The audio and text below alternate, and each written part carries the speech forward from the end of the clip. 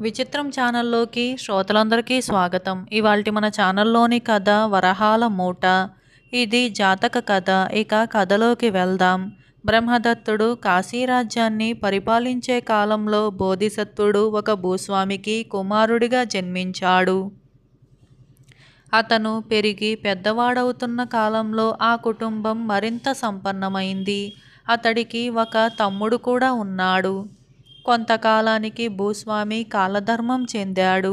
కుటుంబానికి సంబంధించిన ఒక గ్రామంలో తమకు రావలసిన వసూళ్ల కోసం అన్నదమ్ములిద్దరూ బయలుదేరి వెళ్ళారు. అక్కడ రైతుల నుంచి తమకు రావలసిన ధాన్యం వగైరా వసూళ్ల ద్వారా 1000 వరహాల నగలు లభ్యమైంది. ఆ డబ్బును తీసుకొని అన్నదమ్ములిద్దరూ కాశీనగరానికి బయలుదేరాడు. దారిలో వారొక నది దాటవలసి వచ్చింది. పడవవాడు రావటానికి ఇంకా వ్యవధి ఉండటం చేత వాళ్ళు వెంట తెచ్చుకున్న పలహారం మూట విప్పి తిని ఇన్ని మంచినీళ్లు తాగారు. బోధిసత్వుడు అలవాటు చొప్పున తన భాగంలో కొంత పలహారం మిగిల్చి దాన్ని నదిలోకి విసిరాడు. బోధిసత్వుడు విసిరిన పలహారాన్ని నదిలో ఉండే జలభూతం అందుకుంది. ఆ పలహారాన్ని తినగానే దానికొక దివ్యమైన శక్తి కలిగింది. దాని ద్వారా ఆ జలభూతం తనకు పలహారం వేసిన వారెవరైనది గ్రహించింది. బోధిసత్వుడు ఆకలి తీరటంతో నది ఒడ్డున ఇసుక మీద పైబట్ట పరుచుకొని పడుకున్నాడు. అతడి తమ్ముడిది దొంగబుద్ధి. అన్నకు భాగం లేకుండా 1000 వరహాల సొమ్ము తనదిగా చేసుకోవాలని అతనికి బుద్ధి పుట్టింది. ఆ వెంటనే అతను వరహాలున్న మూట వంటిదే రాళ్లతో మరొక మూటను తయారు చేశాడు. ఆ 2 మూటలు అన్నకు కనపడకుండా తన దుస్తుల్లో దాచాడు. కొంతసేపటికి పడవవాడు రాగానే బోధిసత్వుడు నిద్రలేచాడు. అన్నదమ్ములిద్దరూ పడవ ఎక్కారు. పడవ నది మధ్యకు వెళ్ళింది. తాను చేసిన యుక్తి ప్రకారం తమ్ముడు రాళ్ల మూటను నదిలో జారవిడచదలిచాడు. చేసేది దొంగ పని కనుక చేతులు వణుకుతూ ఉండగా అతడు మూటల్లో ఒకదాన్ని నదిలోకి జారవిడిచి, "అయ్యో అన్నయ్య, వరహాల మూట కాస్త నదిలో పడిపోయింది" అంటూ అరిచాడు. ఈ మాటకు అన్న, "పోనీలే తమ్ముడు, అది మన సొమ్ము కాదు, అందువల్లనే నదిలో పడిపోయింది. దానికోసం విచారించటం తెలివిమాలిన పని అవుతుంది" అని ఊరుకున్నాడు. బోధిసత్వుడు విసిరిన పలహారం తిన్న జలభూతం ఆ నదిలో పడింది. వరహాలు తమ్ముడి దుర్మార్గమని తెలుసుకోవటమే కాకుండా అది అతని తమ్ముడి దుర్మార్గాన్ని గ్రహించింది. అది వెంటనే ఒక పెద్ద చేపను ప్రోత్సహించి ఆ వరహాల మూటను మింగేలా చేసింది. ఆ తరువాత ఆ చేప తన కన్ను గప్పి ఎక్కడికి పోకుండా జలభూతం దివారాత్రాలు కాపలా కాయసాగింది. బోధిసత్వుడు అతని తమ్ముడు కాశీనగరానికి తిరిగి వచ్చారు. ఇంటికి చేరుతూనే తమ్ముడు తన వద్ద ఉన్న 2వ మూటను విప్పి చూశాడు. అందులో రాళ్ళు కనిపించాయి. తను చేసిన పొరపాటు తెలుసుకొని అతడు విచారంతో కుంగిపోతూ మంచం పట్టాడు. ఒక రోజున జాలరి వాళ్ళు నదిలో వలలు వేశారు. జలభూతం తన శక్తి వల్ల లోగడ పలహారాలు తిన్న జలభూతం వరహాల మూటను మింగిన చేప వాళ్ళ వలల్లో పడేలా చేసింది. జాలరి వాళ్ళు ఆ చేపను నగరానికి తీసుకుపోయి దీని ఖరీదెంత అని అడిగిన వాళ్లతో 1000 వరహాలు అదనంగా 1 వరహ అని అనసాగారు. జాలరి వాళ్లకు మతులు పోయినవని అందరూ నవ్వుకోసాగారు. వాళ్ళు ఆ చేపను బోధిసత్వుడి ఇంటి వద్దకు తీసుకుపోయి దాన్ని అమ్మజూపారు. "ఈ చేప ఖరీదెంత" అని అడిగాడు బోధిసత్వుడు. "మీకైతే 1 వరహ మాత్రమే" అన్నారు జాలరి వాళ్ళు. "ఇతరులకైతే ఎంత వెల చెబుతున్నారు? మీ మాటల ధోరణి చూస్తుంటే నాకు ఆశ్చర్యం కలుగుతుంది" అన్నాడు బోధిసత్వుడు. "మరెవరికైనా అయితే 1000 వరహాలు, పైన మరొక వరహ తీసుకుంటాం" అన్నారు జాలరి వాళ్ళు. బోధిసత్వుడు వాళ్ళ జవాబుకు ఆశ్చర్యపోయి వరహ ఇచ్చి ఆ చేపను తీసుకున్నాడు. తరువాత అతడు భార్య ఆ చేపను కొయ్యగా దాని పొట్టలో నుంచి 1000 వరహాలు ఉన్న మూట ఒకటి బయటపడింది. బోధిసత్వుడు దాన్ని గుర్తించాడు. "ఈ వరహాల మూట మనదే" అని బోధిసత్వుడు భార్యకు జరిగినదంతా చెప్పి, "ఈ జాలరి వాళ్ళు దివ్యజ్ఞానం కలవాళ్ళలాగా కనపడుతున్నారు. చేప పొట్టలో ఉన్న ఈ 1000 వరహాల మూట నాదేనని వాళ్ళు గ్రహించారు. అందుకనే ఇతరులకైతే చేప ఖరీదు 1000 వరహ, నాకైతే వరహ అని చెప్పారు. వాళ్ళు అధికంగా కోరే 1 వరహ వాళ్ళ చేపను పట్టేందుకు పడిన శ్రమకు కూలి అన్నమాట అన్నాడు బోధిసత్వుడు. ఆ తరువాత బోధిసత్వుడు జాలరి వాళ్లకు అంతటి దివ్యజ్ఞానం ఎలా కలిగిందా అని ఆలోచిస్తూ ఉండగా ఒక దివ్యవాణి ఇలా పలికింది. మహానుభావ, నేను నదిలో నివసించే జలభూతాన్ని. ఒకనాడు నువ్వు నదిలోకి విసిరిన పలహారాన్ని తిని దివ్యశక్తిని పొందగలిగాను. నీటిలో పడిన వరహాల మూటను చేపచేత మింగింపజేసింది నేనే. జాలరి వాళ్లను ప్రోత్సహించి నీ వద్దకు పంపింది నేనే. నేను ఈ విధంగా నీ రుణం తీర్చుకోగలిగాను. ధనాశాపరుడు దుర్మార్గుడు అయిన నీ తమ్ముడికి మాత్రం ఆ ధనంలో భాగం ఇవ్వకు. జలభూతం చేసిన ఉపకారానికి, దాని మంచితనానికి బోధిసత్వుడు చాలా సంతోషించాడు. అయితే అతడు తన తమ్ముడి విషయంలో మాత్రం దాని సలహా పాటించలేదు. సోదర న్యాయాన్ని అనుసరించి బోధిసత్వుడు తన తమ్ముడికి 500 వరహాలు ఇచ్చి తన సోదర ప్రేమను వ్యక్తపరిచాడు. ఇలా వరహాల మూట అనే ఈ కథ సమాప్తమైంది. చెప్పుడు మాటలు. ఈ కథను రాసిన వారు దాసరి వెంకటరమణ. ఇక కథలోకి వెళ్దాం. ఒకనాటి ఉదయం శంకరయ్య అనే అతను వీధిలో హడావిడిగా నడిచిపోతున్న మారయ్యను చూసి, మారయ్య గారు, మీతో చిన్న పనుందండి అంటూ కేకేసి పిలిచాడు. మారయ్య శంకరయ్య దగ్గరకు వచ్చి, ఏమిటో త్వరగా చెప్పు, నాకవతల చాలా పనుంది అని అన్నాడు.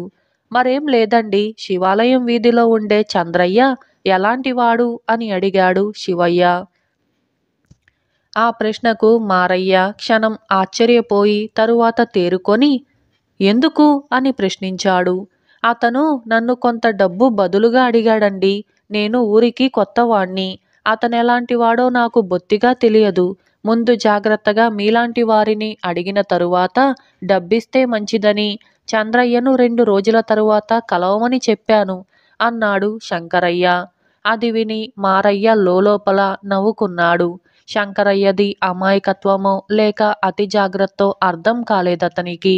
మారయ్య ఒక్క క్షణం ఆగి, ఆ చంద్రయ్య అంతగా మాట నిలుపుకునే మనిషేం కాదు. నిజం చెప్పాలంటే బొద్దిగా బాధ్యత తెలియని మనిషి. అలాంటి వాడితో నువ్వు వేగలేవు అని చెప్పి వెళ్ళిపోయాడు.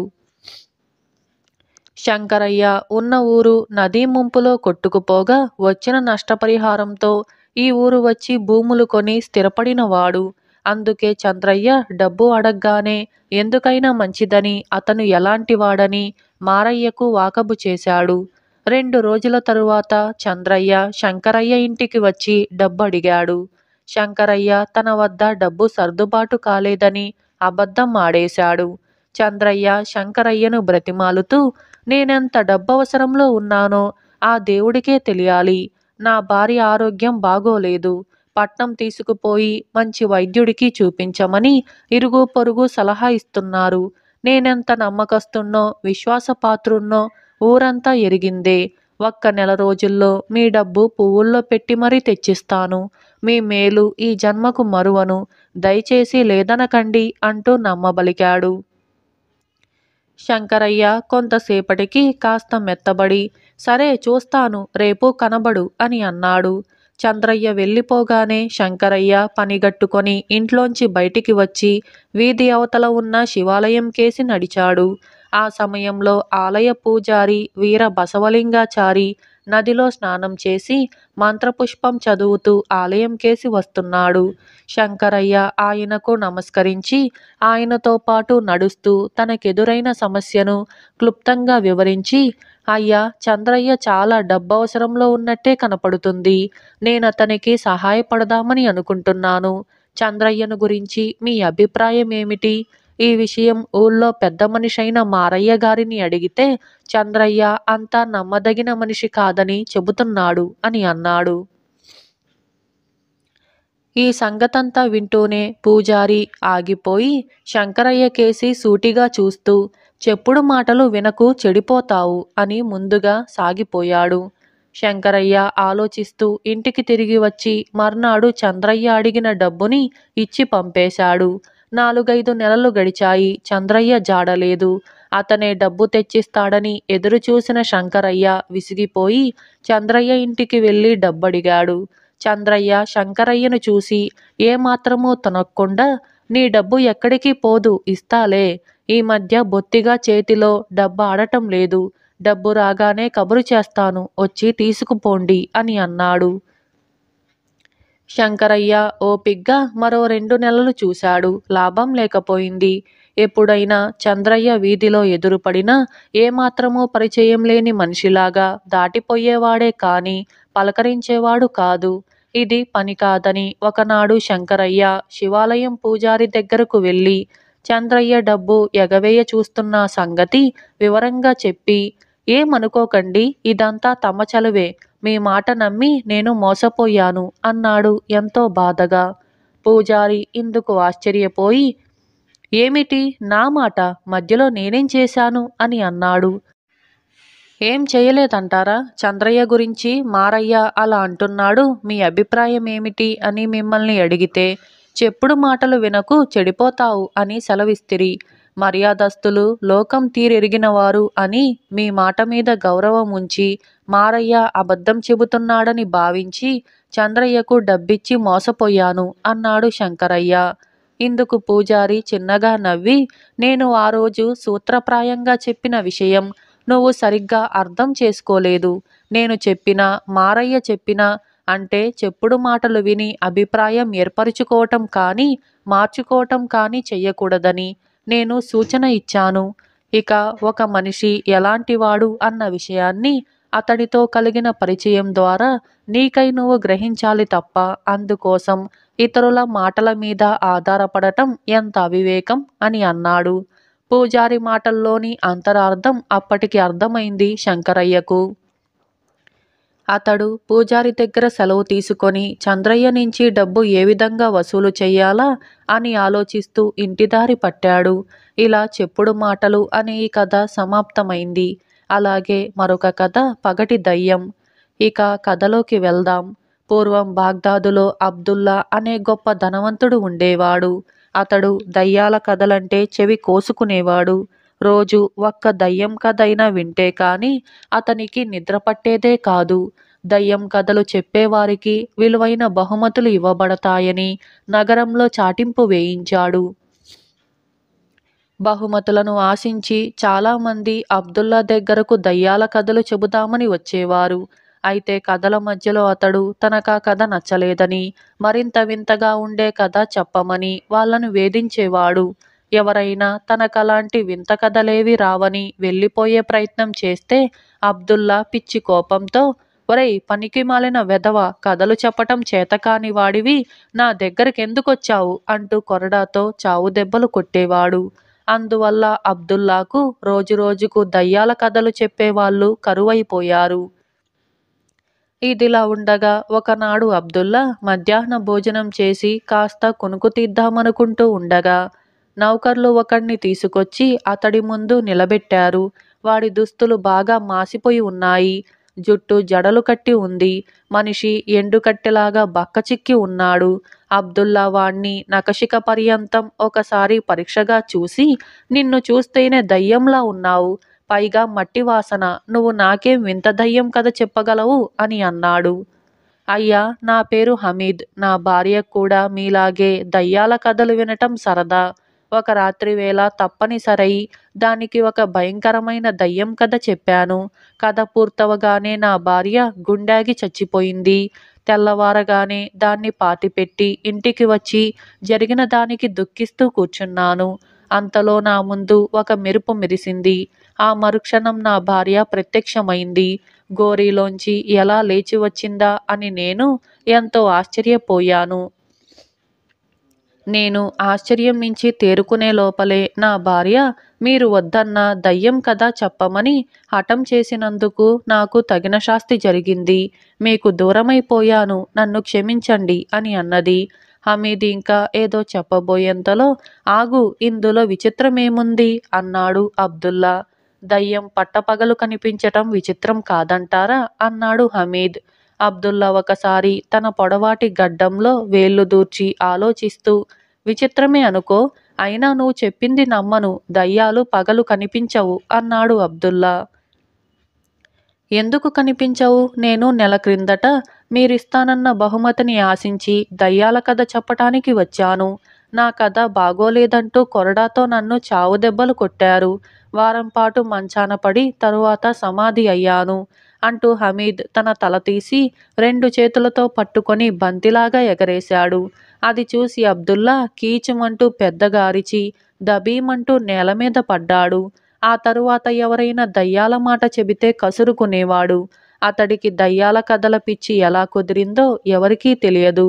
ఇలా పగటి దయ్యం అనే ఈ కథ సమాప్తమైంది. మరొక కథ చలమయ్య గోదానం. ఈ కథను రాసిన వారు వసుంధర. ఇక కథలోకి వెళ్దాం. నాగవరం గ్రామంలో ఉండే చలమయ్యకు డబ్బు కాపీనం ఎక్కువ. ఆయనకొకసారి జబ్బు చేసింది. అది ఏ మందులకు లొంగలేదు. చలమయ్య తల్లి శాంతమ్మ ఆయనతో, చచ్చి స్వర్గాన ఉన్న నీ నాయనకు ఒకసారి ఇలాంటి జబ్బే చేస్తే సద్బ్రాహ్మణుడొకాయనకు గోదానం చేశాడు. అప్పుడు వెంటనే తగ్గిపోయింది అని అన్నది. నా జబ్బుకి గోదానానికి సంబంధం ఏమిటమ్మా అన్నాడు చలమయ్య. అంత జబ్బులోనూ ఒక ఆవును వదులుకోవటమన్న మాట ఆయనకు దిగులు పుట్టించింది. ఒరేయ్, మనం చేసిన పాపాలే జబ్బుల రూపంలో మనల్ని బాధిస్తాయి అంటే జబ్బు మనల్ని పుణ్యకార్యాలేమైనా చెయ్యమని హెచ్చరిస్తుందన్నమాట. నీ సంగతి నాకు తెలియనిదేముంది? డబ్బు కూడబెట్టటమే తప్ప ఎవరికీ సాయపడి ఎరుగవు. అంతా నీ నాయన పోలిక అన్నది శాంతమ్మ. చలమయ్య భార్యా పిల్లలు కూడా ఆయన్ను తల్లి చెప్పినట్టే చెయ్యమని బలవంత పెట్టారు. చివరకు చలమయ్య రామశర్మ అనే బ్రాహ్మణుణ్ణి పిలిపించి ఒక చూడి ఆవును దానం చేసి, బ్రాహ్మణోత్తమ, ఆవు ఈనగానే దాన్ని మీరు ఉంచుకొని దూడను నాకు ఇవ్వాలి. దూడతో మీకేం పని ఉండదు కదా అని అన్నాడు.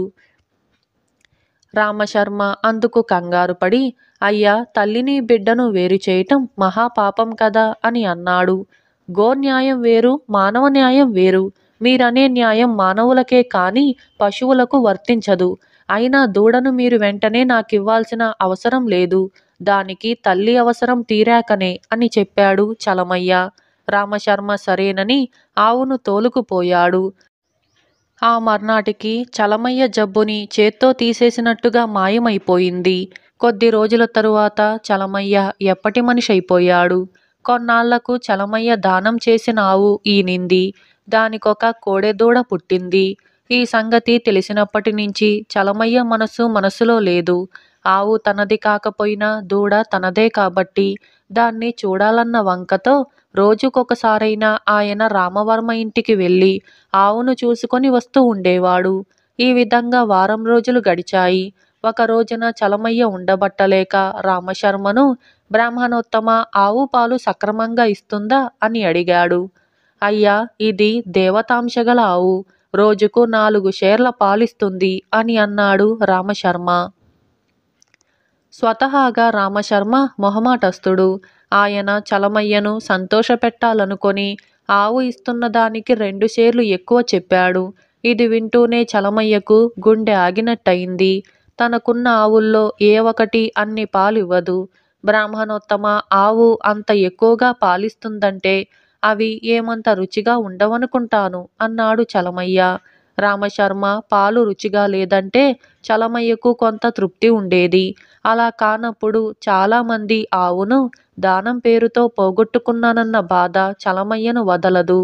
కానీ రామశర్మ ఎంతో కృతజ్ఞతగా, అయ్యా, మంచి మనసుతో మీరిచ్చిన ఈ ఆవు పాల రుచి మాటల్లో వర్ణించలేను. బహుశా దేవతలు సేవించే అమృతం ఇలాగే ఉంటుందేమో అని అన్నాడు. చలమయ్య వెంటనే, అలాగైతే ఈ ఆవు పాల రుచి చూడాలని నాకు కోరికగా ఉంది అని అన్నాడు.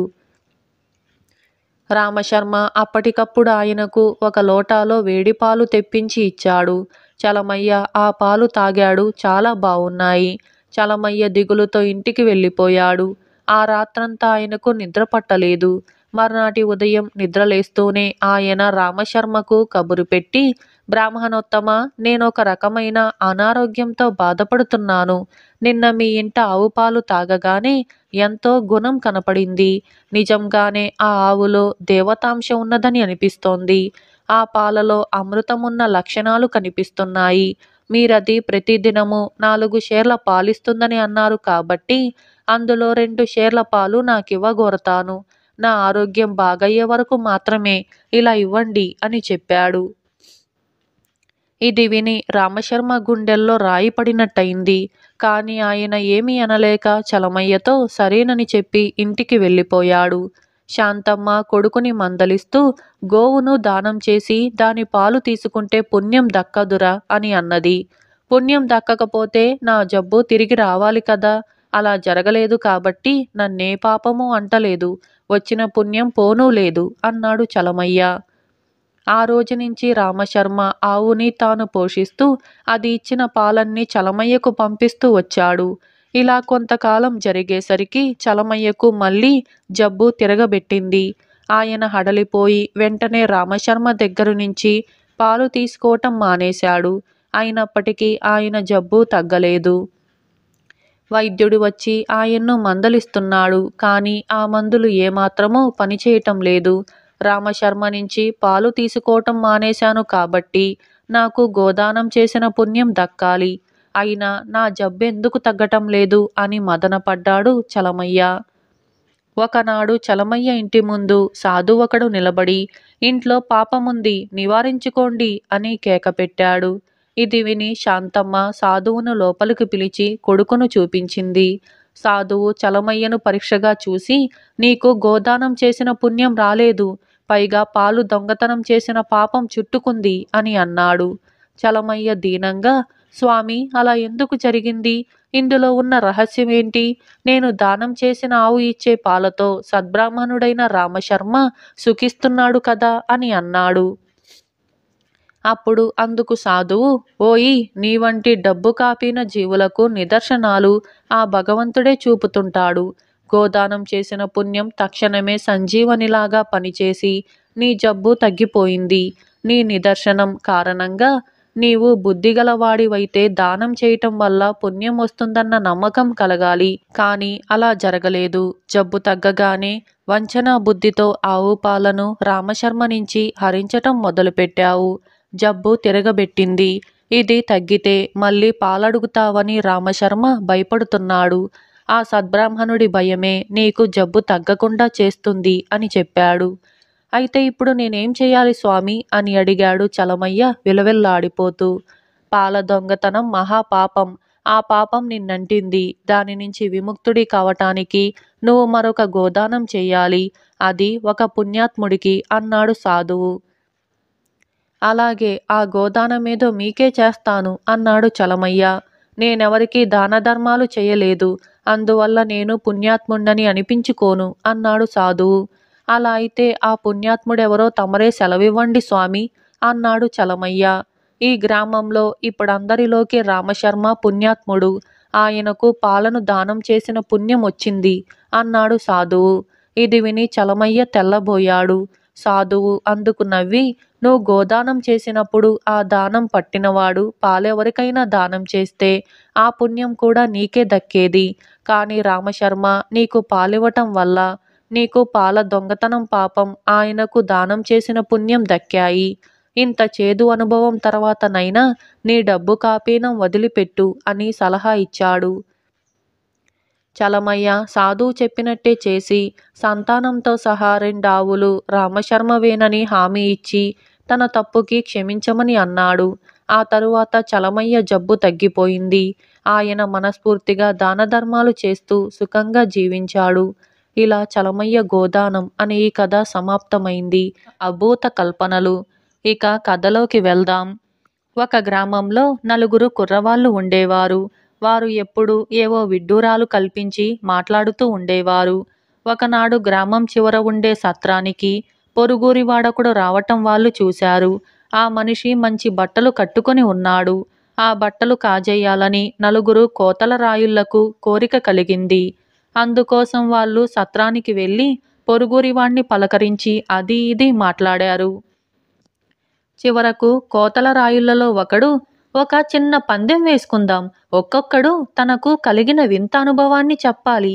వినేవాళ్లలో ఎవడైనా ఆ అనుభవాన్ని నమ్మకపోతే నమ్మనివాడు కథ చెప్పినవాడికి దాసుడైపోవాలి అని అన్నాడు. ఇందుకు పొరుగురివాడు కూడా ఒప్పుకున్నాడు. కోతలరాయుళ్ళు సంతోషించారు.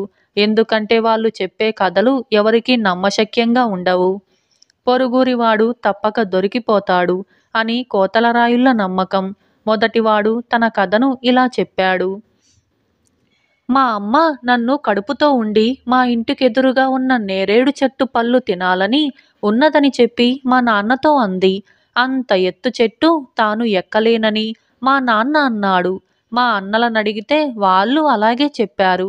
నాకు జాలేసి మా అమ్మ కడుపులో నుంచి బయటకొచ్చి నేరేడు చెట్టెక్కి పళ్ళన్నీ కోసి తెచ్చి వంట ఇంట్లో దాచిపెట్టాను. తరువాత ఏమీ ఎరగనట్టుగా మళ్ళీ మా అమ్మ కడుపులో దూరాను.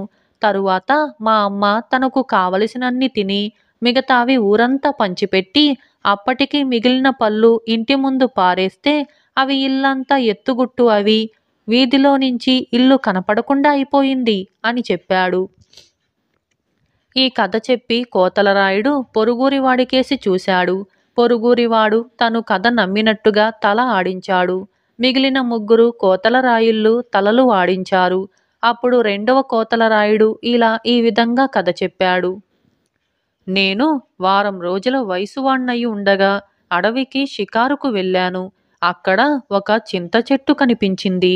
దాని నిండా పండిన చింతకాయలున్నాయి. నాకు ఆకలిగా ఉండటం చేత వెంటనే చెట్టెక్కి కడుపు నిండా చింతగుల్లలు తిన్నాను. దాంతో పొట్ట బరువెక్కి నిద్రమత్తు వచ్చేసి కిందికి దిగటం అసాధ్యమైంది. అందుకని నేను ఊళ్ళోకి వెళ్ళి ఒక నిచ్చెన పట్టుకొచ్చి చింత చెట్టుకు వేసి దాని మీదుగా దిగి వచ్చాను. ఇంకా నయం, నాకు ఊళ్ళో నిచ్చెన దొరికింది. లేకపోతే ఆ చెట్టు మీదే ఉండిపోవలసి వచ్చేవాణ్ణే అంటూ వాడి కథను అలా ముగించాడు. ఇది కూడా నమ్మినట్టుగానే పొరుగురివాడు తల ఆడించాడు.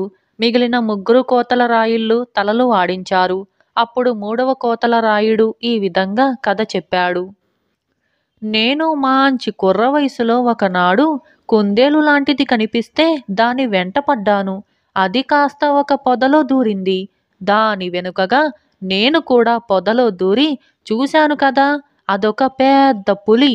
అది నన్ను మింగాలన్న ఉద్దేశంతో నోరు పెద్దగా తెరిచింది. నన్ను మింగటం అన్యాయమని, అది కుందేలనే పొరపాటుతో దాన్ని తరిమేనని మంచిగా చెప్పాను. అది నా మాట వినిపించుకోక నోరు తెరిచి నా పైకి వచ్చింది. నాకు చిరాకెత్తి ఎడమ చేత్తో దాని పై దవడ పట్టుకొని పైకి ఒక్క గుంజు గుంజాను. ఆ దెబ్బతో పులి రెండుగా విరిగి చచ్చురుకుంది. ఇలా అతను కూడా తన కథను ముగించాడు. ఈ కథ కూడా తాను నమ్మినట్టే పొరుగురివాడు తల ఊపాడు. మిగిలిన ముగ్గురు కూడా తలలు ఆడించారు. అప్పుడు నాలుగవ కోతలరాయుడు తన కథ ఇలా చెప్పాడు. కిందటేడు చేపల వేటకు వెళ్ళాను.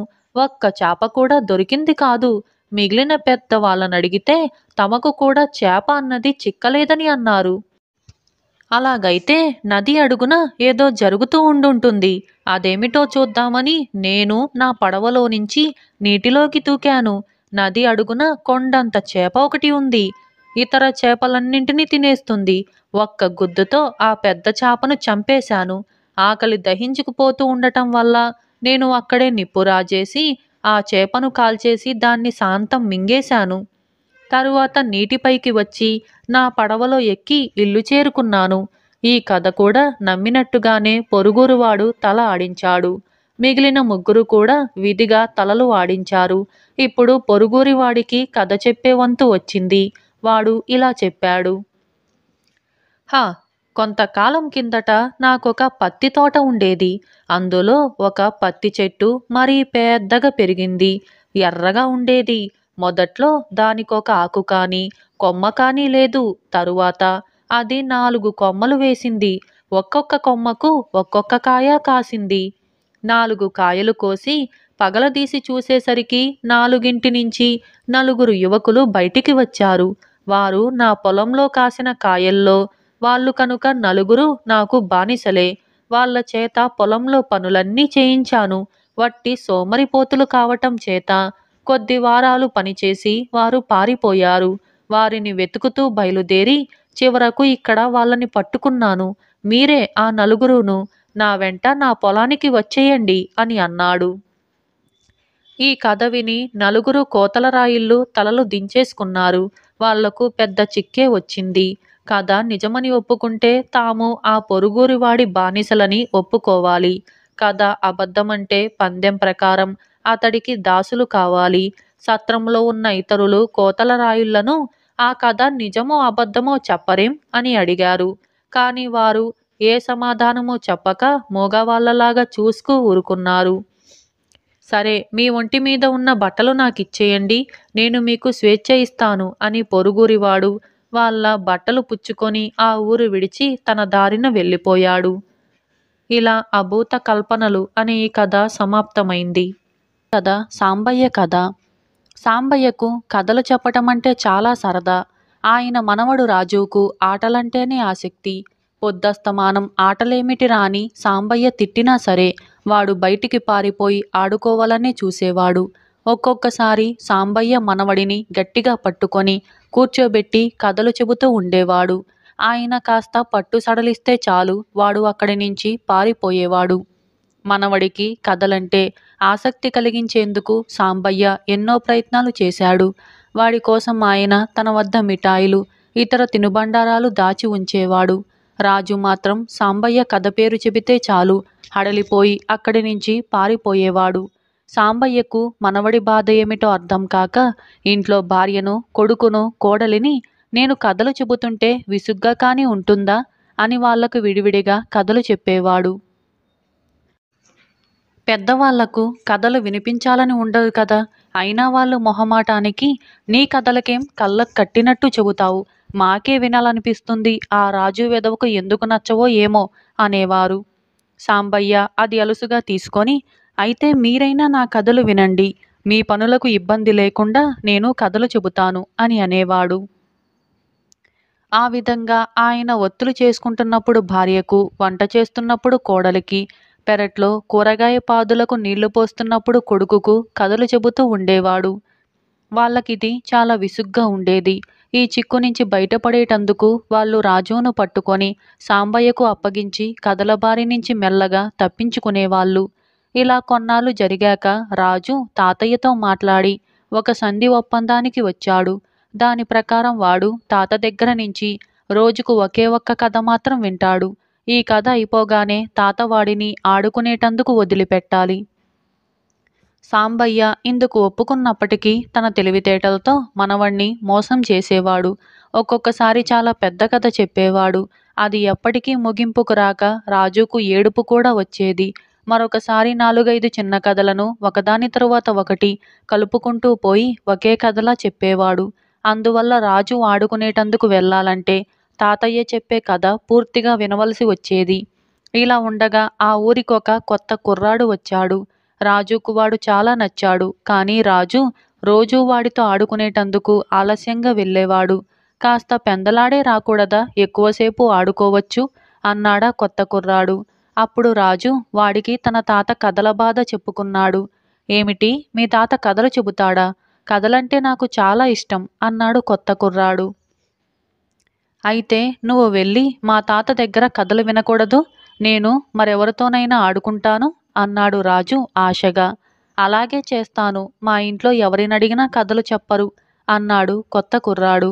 మర్నాడు రాజు కొత్త కుర్రాడిని సాంబయ్యకు పరిచయం చేసి, తాతయ్య, వీడికి కథలంటే చాలా ఇష్టం, ఇక నుంచి రోజు నా బదులు వీడికి కథలు చెప్పండి, వింటాడు అని చెప్పాడు. సాంబయ్య చాలా ఆనందపడి రాజును వదిలేసి కొత్త కుర్రాడికి ఒక కథ చెప్పాడు. కథలో ఒక రాకుమారుడు, మరొక దేశం రాకుమార్తె ఉన్నారు. రాజకుమార్తెను ఒక భయంకరమైన మాంత్రికుడు ఎత్తుకుపోయాడు. రాజకుమారుడు ఎన్నో ఏళ్లు కష్టపడి అద్భుతమైన విద్యలు నేర్చుకొని మాంత్రికుణ్ణి చంపి రాజకుమార్తెను వివాహమాడాడు. కథ విని కొత్త కుర్రాడు సాంబయ్యను, ఆ తరువాత మరే దేశాల్లోనూ మాంత్రికులు రాజకుమార్తెలను ఎత్తుకుపోలేదా అని అడిగాడు. ఎత్తుకుపోతే మనకెందుకు అన్నాడు సాంబయ్య నవ్వుతూ. ఎందుకంటే మన రాజకుమారుడు మంచివాడు, పరోపకారి, ఎన్నో విద్యలు తెలిసినవాడు. అలాంటి వాడు రాజకుమార్తెను పెళ్లాడాను కదా అని ఊరికే కూర్చోడు కదా, ఇంకెవరైనా కష్టాల్లో ఉంటే సహాయపడటానికి వెళ్తాడు, అవునా అని అడిగాడు కొత్త కుర్రాడు. ఇది వింటూనే సాంబయ్యకు చాలా ఉత్సాహం కలిగింది. అవునవును, చాలా బాగా అడిగావు అని ఒక్క క్షణం ఆగి, అప్పుడు ప్లవంగ రాజ్యంలో మాంత్రికుడొకడు విజృంభించి 100 మంది రాజకుమారులను 101 రాజకుమార్తెలను దేవికి బలి ఇవ్వాలనుకున్నాడు అంటూ కథ ప్రారంభించి, ఈ మాంత్రికుణ్ణి మొదటి రాజకుమారుడే చంపి తన దేశానికి చాలా కాలం తరువాత తిరిగి వెళ్ళాడని ముగించాడు. కొత్త కుర్రాడు తల అడ్డంగా తిప్పుతూ, అయితే తాతయ్య, ఇంతకాలము మన రాజకుమార్తె తన రాజ్యంలో ఊరికే ఉండిపోదు కదా, రాజ్యాన్ని మంత్రులకు అప్పజెప్పి తన భర్తను వెతుక్కుంటూ బయలుదేరుతుంది. రాజకుమార్తె ఇల్లు కదిలితే అన్నీ కష్టాలే కదా అని అన్నాడు. సాంబయ్య మళ్ళీ కథను మొదలుపెట్టాడు. అయితే ఆయన ఎంత చెప్పినా కొత్త కుర్రాడికి ఏవో అనుమానాలు వస్తూనే ఉన్నాయి. అందువల్ల సాంబయ్య కథకు ముగింపు అంటూ రావటం లేదు. ఇలా కొంతసేపు జరిగేసరికి సాంబయ్య అలసిపోయి, మిగతా కథ రేపు చెబుతాలే అన్నాడు. రేపటిదాకా ఆగటమే, నాకిప్పుడే కథ కావాలి అన్నాడు కొత్త కుర్రాడు. సాంబయ్య గట్టిగా గాలి పీల్చుకొని, అబ్బాయి, లోపలికి వెళ్ళి కాసిని మంచినీళ్లు తెచ్చిపెట్టు, దాహం తీర్చుకొని కథ పూర్తి చేస్తాను అని అన్నాడు. కొత్త కుర్రాడు లోపలికి వెళ్ళగానే సాంబయ్య ఇంట్లో నుంచి వీధిలోకి వచ్చి పరిగెత్తసాగాడు. దారిలో ఎదురుపడి అడిగిన వాళ్లకు తన మనవడి కోసం పోతున్నట్లుగా చెప్పసాగాడు. తాతయ్య తన కోసం వస్తున్నాడని భయపడి రాజు ఒక పట్టాన ఆయనకు దొరకలేదు. ఎవరో పట్టుకొని ఆయనకు అప్పజెప్పారు. సాంబయ్య రొప్పుతూ మనవడితో, నాయనా రాజు, భయపడకు, నేను నీకు కథలు చెప్పటానికి రాలేదు. ఇందాక నువ్వు తీసుకువచ్చిన ఆ కొత్త కుర్రాణ్ణి మనింటికి రాకుండా చూశావంటే నీకు మరెన్నడూ కథలు చెప్పను అని అన్నాడు. తాతయ్యలో హఠాత్తుగా ఇలాంటి మార్పు ఎందుకు వచ్చిందో అర్థం కాకపోయినా రాజు సంతోషంగా సరేనన్నాడు. ఆ తరువాత సాంబయ్య ఎవరికీ కథలు చెప్పలేదు. బలవంతంగా ఎవరి చేతనైనా ఇష్టం లేని పని చేయించటంలోని కష్టం ఆయనకు అప్పటికి తెలిసి వచ్చింది. ఇలా సాంబయ్య కథ సమాప్తం. 3 వస్తువులు. ఈ కథను రాసిన వారు కొండూరు పరిమళ. ఇక కథలోకి వెళ్దాం.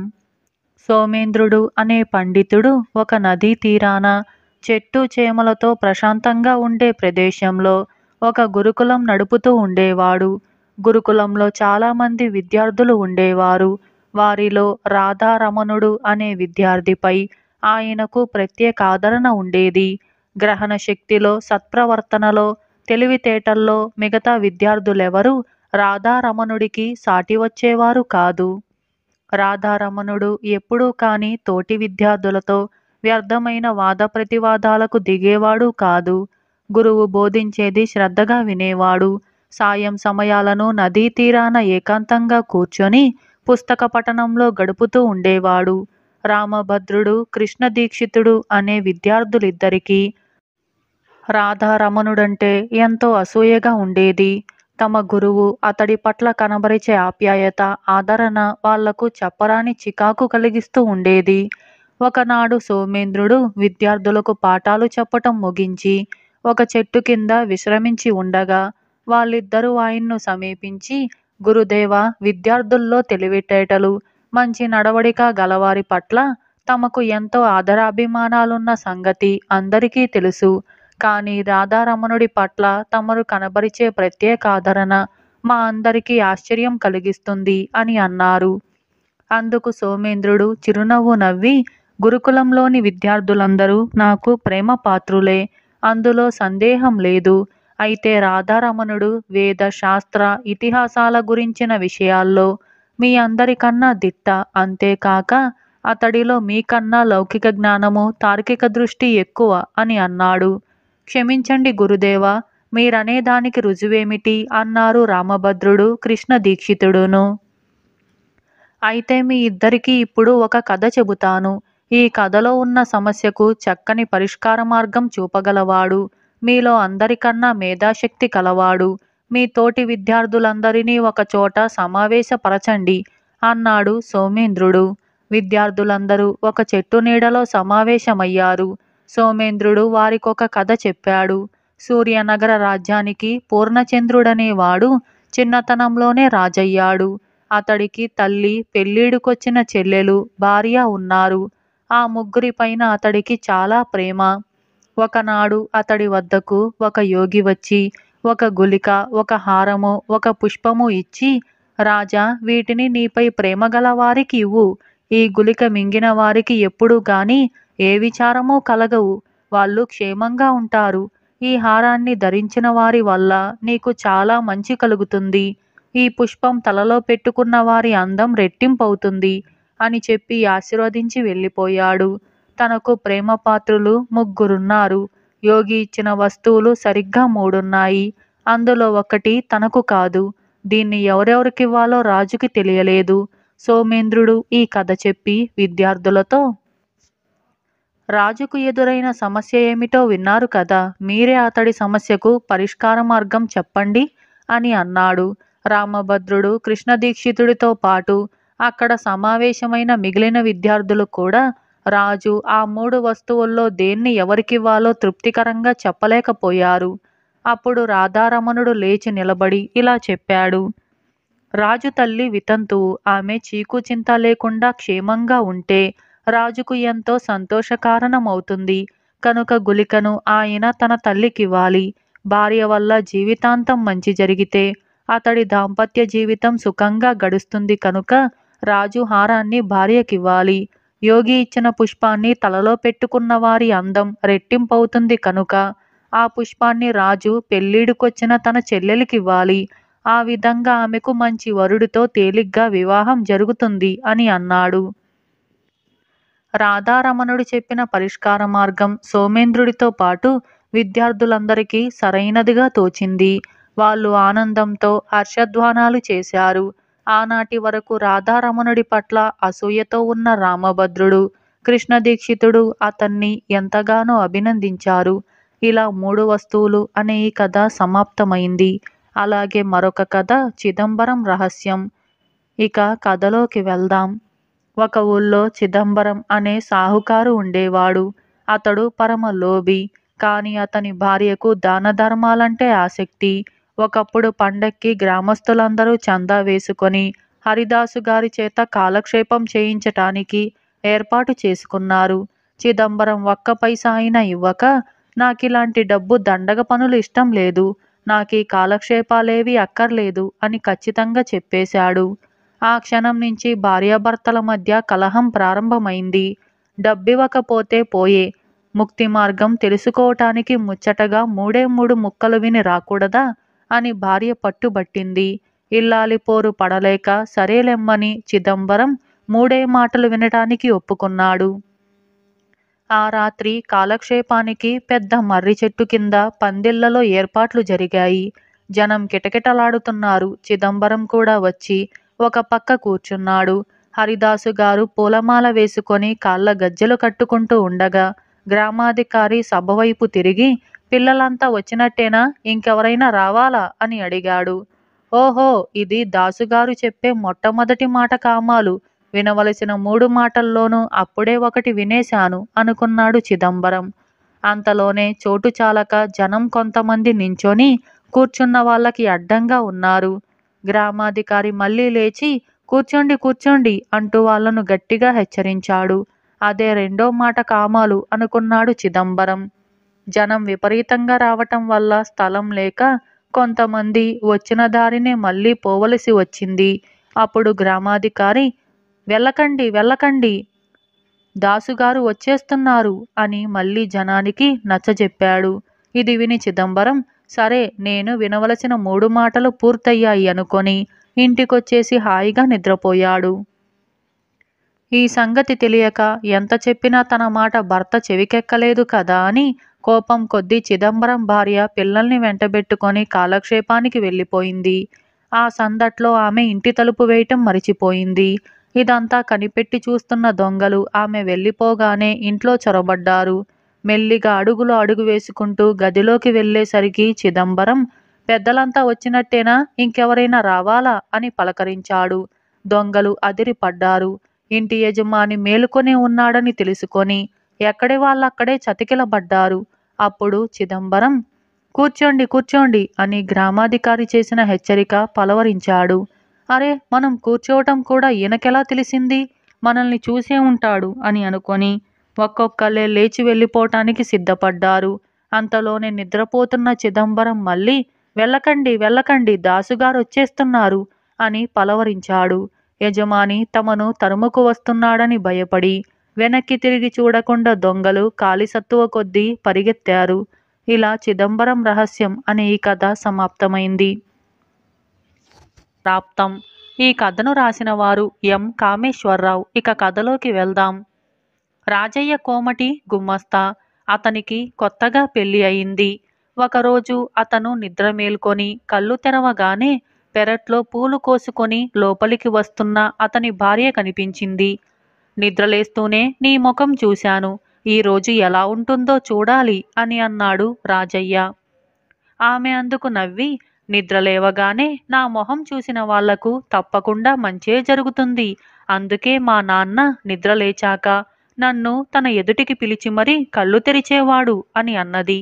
తన భార్య మాట ఎంతవరకు నిజమవుతుందో పరీక్షించి చూద్దామని అనుకున్నాడు రాజయ్య. వాడు భోజనం చేసి నేల మీదనే జాగ్రత్తగా చూసుకుంటూ కొట్టుకు వెళ్ళాడు. దారిలో వాడికి విలువైన వస్తువేదీ దొరకలేదు. ఆ రోజు గొప్ప బేరమేదైనా తగులుతుందా అని, ఆ సంతోషంలో యజమాని తనకు మంచి బహుమానం ఏదైనా ఇస్తాడని రాజయ్య ఆశపడ్డాడు. ఏదైనా బహుమతి ఏమన్నా దొరుకుతుందేమోనని అతను కళ్ళు పెద్దవి చేసుకొని మరీ చూశాడు. కానీ ఆ రోజు బేరాలు రోజుకన్నా మందకొడిగా సాగాయి. యజమాని తన భార్యతో ఏదో జగడమాడి మహా చిరాకుగా ఉన్నాడు. రాజయ్యకు మరొక ఆశ కలిగింది. పండగ దగ్గర పడింది. రాజయ్య అంత క్రితం పండగకు అత్తవారింటికి వెళ్ళాడు కనుక ఈసారి మామగారు తనను పిలవకపోయినా ఎవరైనా మనిషి ద్వారా తనకు విలువైన కానుకేదైనా పంపిస్తాడేమో అని అనుకున్నాడు. చీకటి పడబోతూ ఉండగా రాజయ్య మామగారి మనిషి రాజయ్య కోసం కొట్టు దగ్గరికి రానే వచ్చాడు. అయితే వాడు కానుక తీసుకురాకపోగా, మీ అత్త మామ తీర్థయాత్రలకు పోతారట, నిన్ను ఒక 100 సర్దమన్నారు అని చెప్పాడు. నా దగ్గరేముంది, నా బూడిద అని రాజయ్య అమిత కోపగించుకొని ఆ మనిషిని పంపేశాడు. ఇలా చీకటి పడిపోయింది. రాజయ్యకు మంచి ఏమీ జరగలేదు. ఆశలన్నీ నిరాశలయ్యాయి. రాజయ్య ఉసూరుమంటూ ఇంటిదారి పట్టాడు. బజారులో ఒక ముసలిది రాజయ్యకు ఎదురుపడి, ఎవరు, రాజయ్య కదూ అని అన్నది. వాణ్ణి దీపం వెలుగులో చూసి ఆమె ఈ మాట అన్నది. ఆ ముసలిదాన్ని చూడగానే రాజయ్య పై ప్రాణాలు పైనే పోయాయి. ఆ ముసలది రాజయ్యకు ఒకప్పుడు సన్నిహితురాలు. రాజయ్య తల్లి తండ్రి వాడి చిన్నతనంలోనే పోగా వాడు ఊళ్ళు పట్టి తిరుగుతున్నప్పుడు ఒక ఊళ్ళో ఈ ముసలిది వాడికి ఆశ్రయం ఇచ్చింది. అంతకు మునిపే దాని కొడుకు పోయాడట. వాడు అచ్చు రాజయ్యలాగే ఉండేవాడట. నిన్ను చూస్తుంటే నా కొడుకును చూస్తున్నట్టే ఉన్నది. నాయనా, నాతోనే ఉండు అని అన్నది ముసలది రాజయ్యతో. ముసలిది పాలు పిడకలు అమ్మి ఆ డబ్బుతో ఇంత ఊడకేసి ప్రేమగా రాజయ్యకు పెడుతూ ఉండేది. వాడు ముసలిదాని దగ్గర 2 ఏళ్ళు నిశ్చింతగా ఉన్నాడు. అయితే రాను రాను ముసలిదానికి శక్తి ఉడికిపోయింది. పాలు పితకటము, అలాగే పిడకలు వేయటము కూడా దాని శక్తికి మించిన పనులైపోయాయి. నా ఆఖరి దశలో దేవుడే నిన్ను నా దగ్గరికి పంపించాడు. నేను మంచాన పడితే నువ్వే నాకు దిక్కు అన్నది ముసలది రాజయ్యతో. ఆ మాటలు వినగానే రాజయ్యకు ముచ్చెమటలు పోశాయి. ఆ ముసలది తన ప్రాణానికి పీడాలా దాపరించిందనుకుని వాడు ఒక రాత్రికి రాత్రి ఆ ఇల్లు వదిలి పారిపోయి ఇప్పుడున్న ఊరు వచ్చి ఉద్యోగం సంపాదించి పెళ్లి చేసుకొని జీవితంలో స్థిరపడ్డాడు.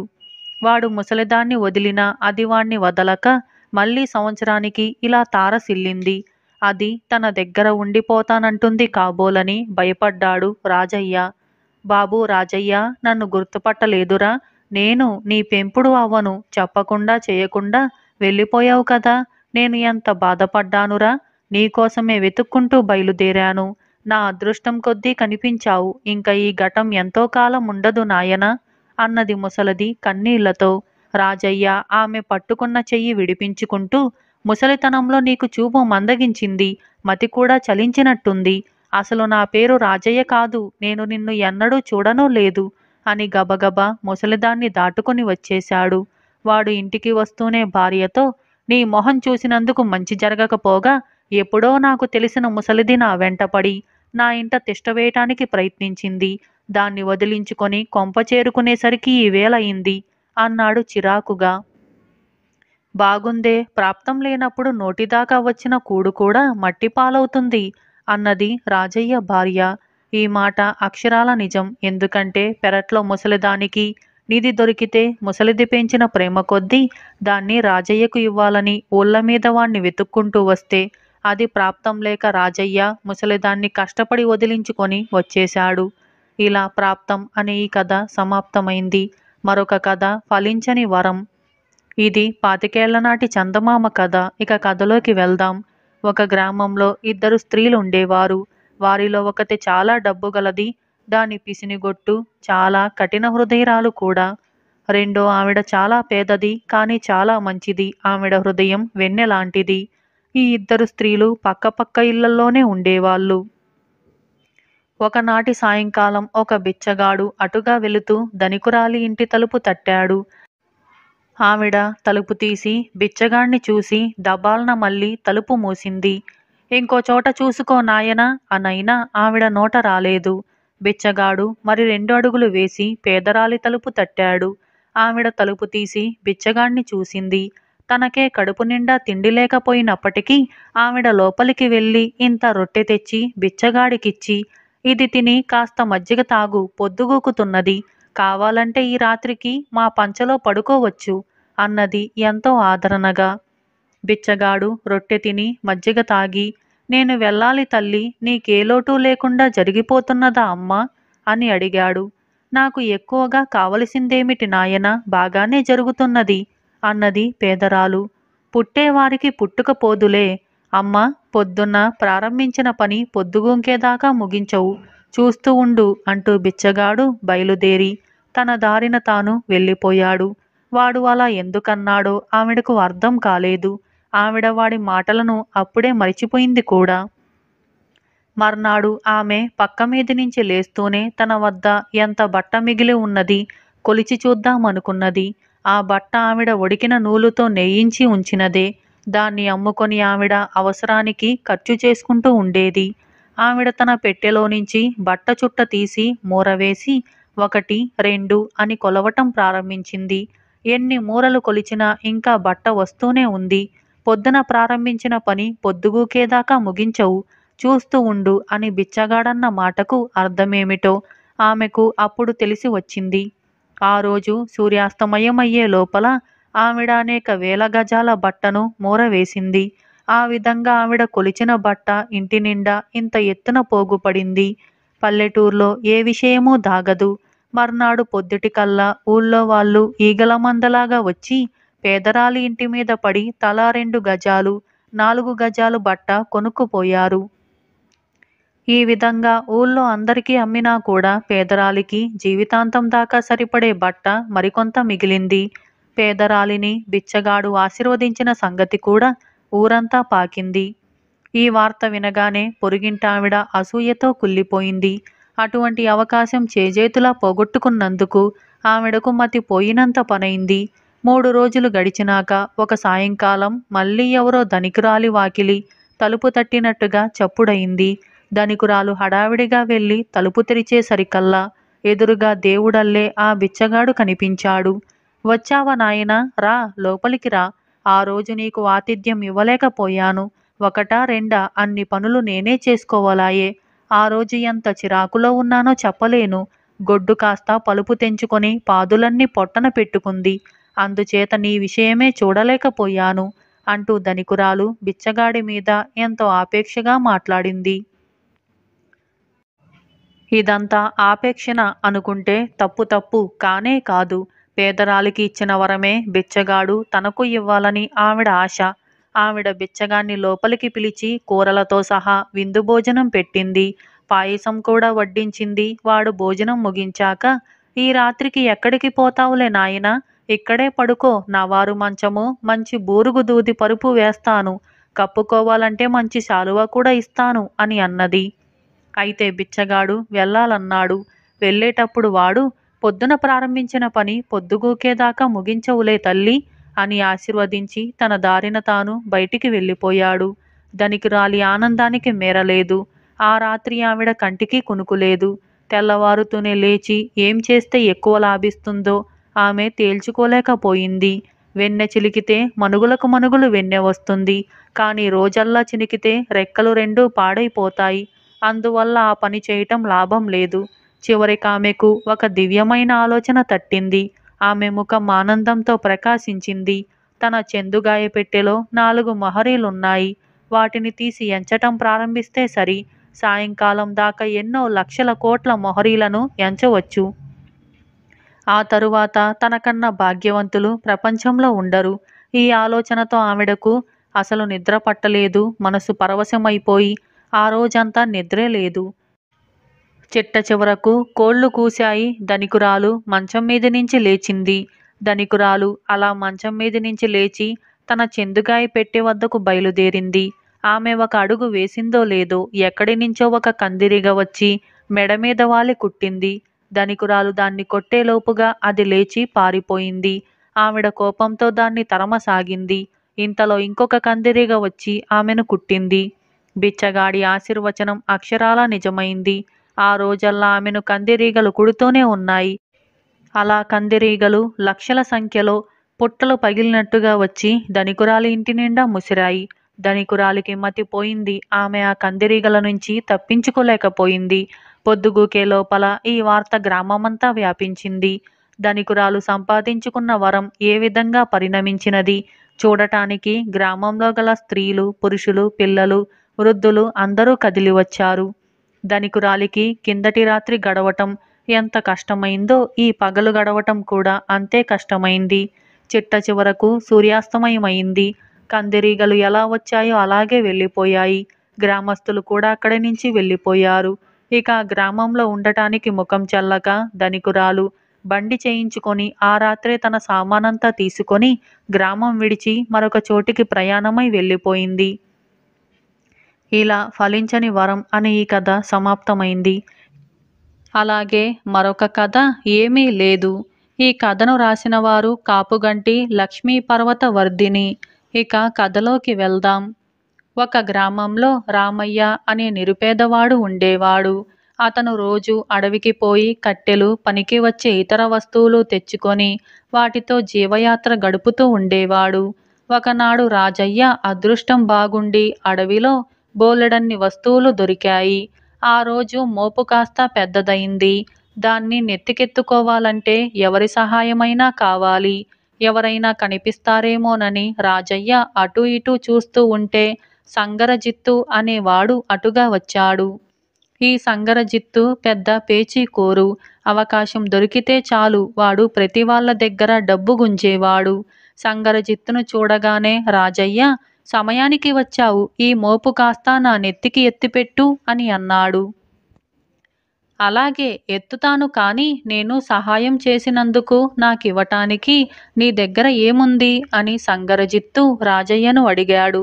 ఏమీ లేదు సంగరజిత్తు అన్నాడు రాజయ్య. సరే అయితే అని సంగరజిత్తు రాజయ్యకు మోపు ఎత్తిపెట్టి, నీ దగ్గర ఉన్నదేదో ఇట్లా పారేయ్, నా దారిన నేను వెళ్తాను అని అన్నాడు. ఏమీ లేదు అని ముందే చెబితిని కదా సంగరజిత్తు అన్నాడు రాజయ్య. నేను కాదన్నానా? ఆ ఏమీ లేదు అనేదేదో పడేయ్ అన్నాడు సంగరజిత్తు. నా దగ్గర ఏమీ లేదన్నాను, కానీ ఏమీ లేదు అనే వస్తువు ఉన్నదనలేదు అన్నాడు రాజయ్య సంగరజిత్తు దుర్బుద్ధికి లోలోపల వ్యధపడుతూ. ఇదంతా నాకు తెలియదు. నీ దగ్గర ఏమున్నదంటే ఏమీ లేదు ఉన్నదన్నావు. అదన్నా పడేయ్, లేదా నీ కట్టెల మోపన్నా నా పరం చేసేయ్, తెలిసిందా అన్నాడు సంగరజిత్తు మొండిగా. సంగరజిత్తు వైఖరి చూసి సాత్వికుడైన రాజయ్యకే మంట పుట్టుకొచ్చింది. నీ వేషాలు కట్టిపెట్టి గ్రామాధికారి దగ్గరికి పద, ఆయనే న్యాయం చెబుతాడు అని రాజయ్య సంగరజిత్తుతో సహా గ్రామాధికారి వద్దకు వచ్చాడు. గ్రామాధికారి ఇద్దరి మాటలు విని సంగరజిత్తును, నువ్వు ఈ రాజయ్యకు సహాయం చేసినప్పుడు ఏమడిగావు అని అడిగాడు. అతడి నెత్తికి కట్టెల మోపు ఎత్తే ముందు నీ దగ్గర ఇవ్వటానికి ఏమున్నదని అడిగాను. అంటే ఏమీ లేదు అని సమాధానమిచ్చాడు అన్నాడు సంగరజిత్తు. తరువాత నువ్వు సహాయం చేశావు, ఏమిస్తాడని సహాయం చేశావు అని గ్రామాధికారి అడిగాడు. తన దగ్గర ఏమీ లేదు ఉన్నదన్నాడు కదండి, అదే ఇస్తాడనుకొని సహాయం చేశాను అన్నాడు సంగరజిత్తు. ఇంతకు అతను నీకిచ్చిందేమిటి అని గ్రామాధికారి అడిగాడు. ఏమీ లేదు అన్నాడు సంగరజిత్తు. అంటే నువ్వడిగినదే అతనిచ్చాడన్న మాట. అతని దగ్గర ఉన్నది ఏమీ లేదు. అతను నీకిచ్చింది ఏమీ లేదు. ఇంకెందుకు తగాదా పెట్టి మోపు ఇచ్చేయమంటున్నావు? ఈసారి ఇటువంటి అక్రమాలు చేశావంటే నిన్ను తీవ్రంగా శిక్షిస్తాను అని బెదిరించి గ్రామాధికారి సంగరజిత్తును పంపేశాడు. పెద్ద బెడద వదిలినందుకు సంతోషించి రాజయ్య కూడా ఇంటికి వెళ్ళిపోయాడు. ఇలా ఏమీ లేదు అనే ఈ కథ సమాప్తమైంది. ఇటువంటి మరిన్ని కథల కోసం ఇప్పుడే మన ఛానల్ని సబ్స్క్రైబ్ చేయండి. ఇటువంటి మరిన్ని కథల కోసం like, share, subscribe and comment. Thank you for watching.